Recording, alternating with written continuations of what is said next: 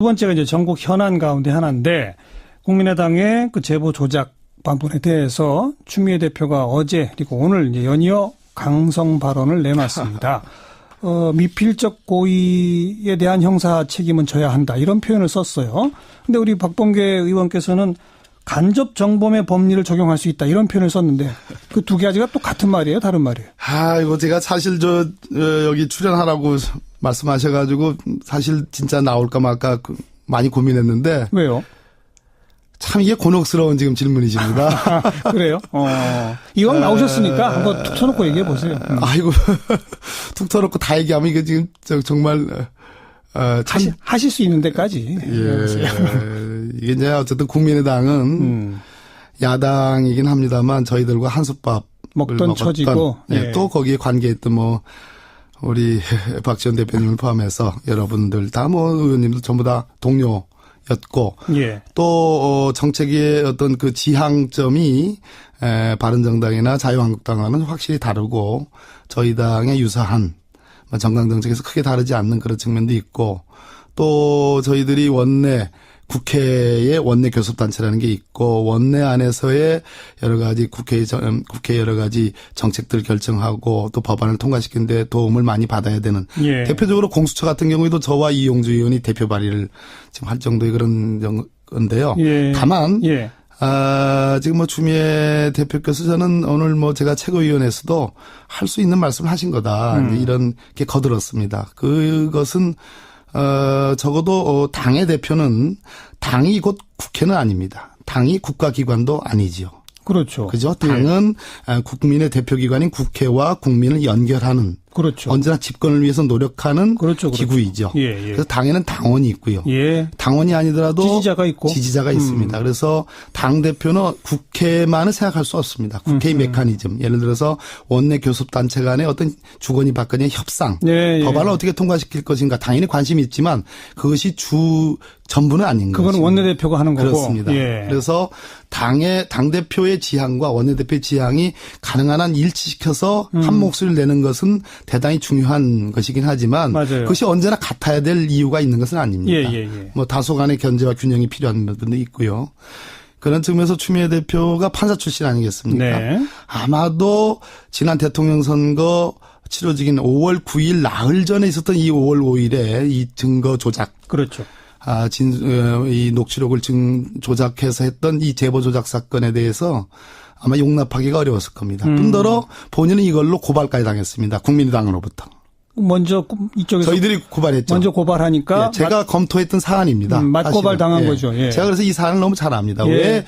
왜 저희들이 5월 5일 날 김성호 부단장인가 그분이 이제 발표를 한 걸 제가 보고서 저뿐만이 아니라 여러 전문가들이 보여서 이 부분은 왜곡돼 있다. 허위사실이다라는 강력한 의심을 저희들은 가졌습니다. 그래서 바로 고발하신 거죠. 바로 고발했습니다. 예. 그러니까 고발을 잘못하면 무고로 대치기 당합니다. 예. 제가 더군다나 법조인 출신이기 때문에 이것이 진실일 가능성이 높은데 5월 5일 날 한 것을 진실일 가능성이 높은데 제가 뭣도 모르고 그냥 무조건 문재인 후보에 대한 충성심으로 우리 당 후보가 돼야 된다는 그 이유 하나만으로 그냥 내지르는 거.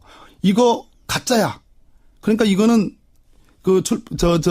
허위사실 유포에 의한 선거법 위반이야라고 무조건 고발했다가는 대치기 당하죠. 대치기 당합니다. 무고죄로. 예. 다만 당 대표는 추미애 대표님이기 때문에 추미애 대표님의 이름으로 한 겁니다. 그런데 물론 저만이 검토한 게 아니라 저희 선대위의 법률지원단에 많은 변호사들이 검토를 했습니다. 그렇다면 저희들이 그거를 보고 녹취록을 보고 여러 내용들 종합했을 때 가장 첫째 의문이 파슨스 동료라고 했습니다. 네. 학교는 동기니 동문이 동창이니 동기 동문 동창이라는 말이 있어도 동료라고 안 하죠. 동료라고는 없습니다. 예, 이건 직장에서 쓰는 말입니다. 아무튼 그리고 이제 조작됐다는 게 밝혀졌어요. 그리고 추미애 대표는 본인도 무고죄로 고발까지 당했으니 못 참을 것이다. 그런 얘기인 거죠? 그렇습니다. 그래서 이제 그런 발언이 나왔다. 이거는 선거제도의 근간을 알겠습니다. 증거 조작을 해서 내는 거니까. 그러니까 당 대표로서 할 만한 얘기 한 거다. 이제 그 표현까지 들었고요. 네. 미필적 고의에 대한 형사적 책임과 이 간접 정범의 법리 이건 무슨 뜻이에요? 추미애 대표님 제가 오늘 보니까 역시 참 판사 출신이구나 하는 생각이 들었습니다. 미필적 고의 탁 말씀하시는데 제 건너 바로 옆에 예. 계셨는데 예. 제가 아이고 미필적 고의 저 말씀까지는 안 하셔도 되는데 이런 생각이 들었습니다. 근데 미필적 고의라는 게 뭐냐면 어떠한 사실을 주장했을 때 그것이 아닐 수도 있다라는 의심이 들 때 그 결정을 한 사람의 심리 상태는 두 가지로 나눠집니다. 형사법적으로 법적으로 아닐 수도 있다. 그러면 안 되는데 이거는 과실에 해당합니다. 근데 아닐 수도 있다. 그래도 할 수 없지 뭐. 질르면 미필적 고의입니다. 그래서 용인이라는 표현을 씁니다. 용인. 그 사실이 의심되지만 아니어도 괜찮아. 그냥 가. 그걸 용인이라고. 그 심리 상태를 용인이라고 씁니다. 형법에서. 그것이 미필적 고의가 그것이 된다. 미필적 고의입니다. 오늘 그 말씀을 용인이라는 표현과 함께 그 말씀을 썼어요. 그래서 이분이 뿔이 많이 나 있구나. 근데 왜 그 발언을 하면 안 되는데라고 생각하셨어요?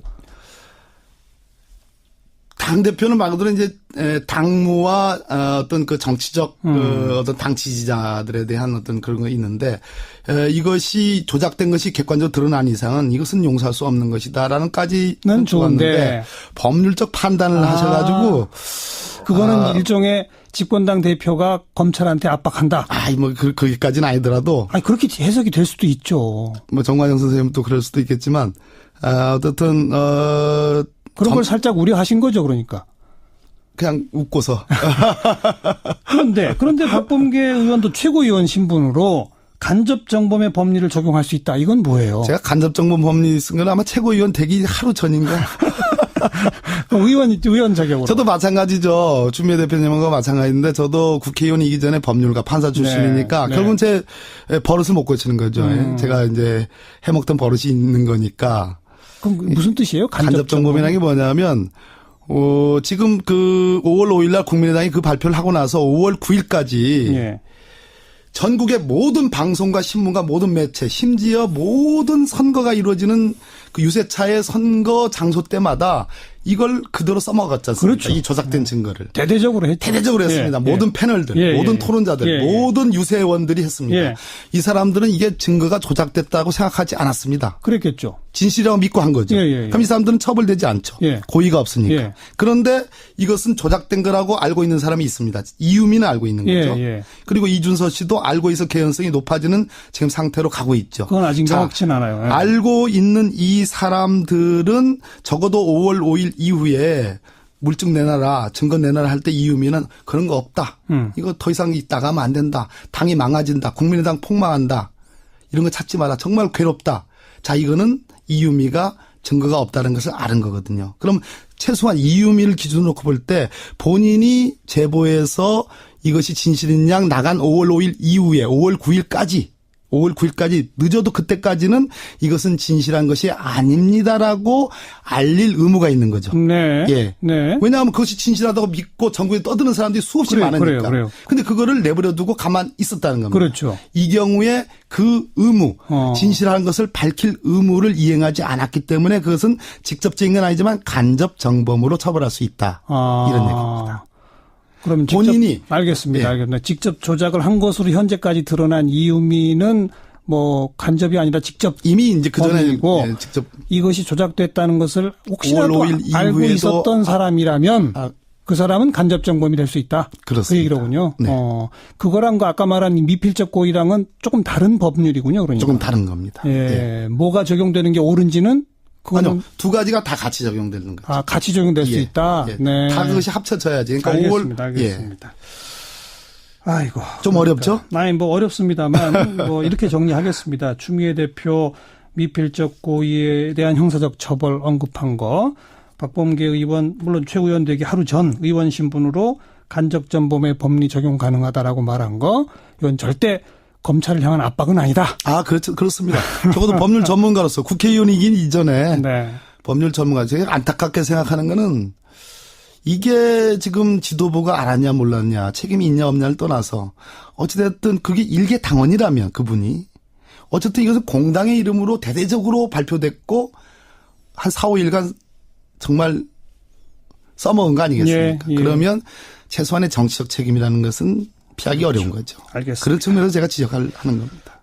오늘 박범계 의원의 말씀을 통해서 이 더불어민주당이 이 사건을 어떻게 바라보는지, 또 이 사건에 대해서 뭐 있는 그대로 말하기가 왜 불편한지 정치적 상황까지 우리 청취자들께서 다 소상 이해가 됐을 것 같습니다. 네. 나와주셔서 감사드립니다. 네.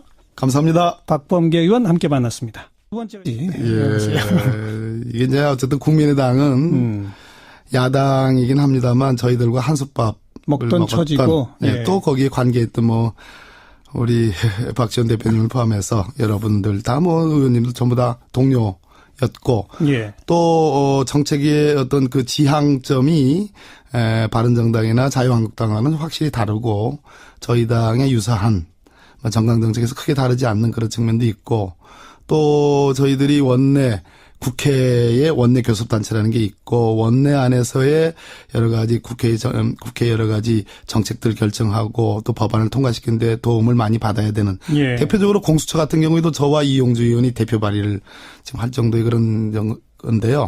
다만 지금 추미애 대표께서 저는 오늘 제가 최고위원회에서도 할 수 있는 말씀을 하신 거다. 이런 게 거들었습니다. 그것은 적어도 당의 대표는 당이 곧 국회는 아닙니다. 당이 국가기관도 아니지요. 그렇죠. 그죠? 당은 국민의 대표기관인 국회와 국민을 연결하는 언제나 집권을 위해서 노력하는 기구이죠. 그래서 당에는 당원이 있고요. 당원이 아니더라도 지지자가 있습니다. 그래서 당대표는 국회만을 생각할 수 없습니다. 국회의 메커니즘. 예를 들어서 원내 교섭단체 간의 어떤 주거니 받거니의 협상. 법안을 어떻게 통과시킬 것인가 당연히 관심이 있지만 그것이 두 번째가 이제 전국 현안 가운데 하나인데 국민의당의 그 제보 조작 방문에 대해서 추미애 대표가 어제 그리고 오늘 이제 연이어 강성 발언을 내놨습니다. 미필적 고의에 대한 형사 책임은 져야 한다 이런 표현을 썼어요. 근데 우리 박범계 의원께서는 간접 정범의 법리를 적용할 수 있다 이런 표현을 썼는데 그 두 가지가 또 같은 말이에요, 다른 말이에요?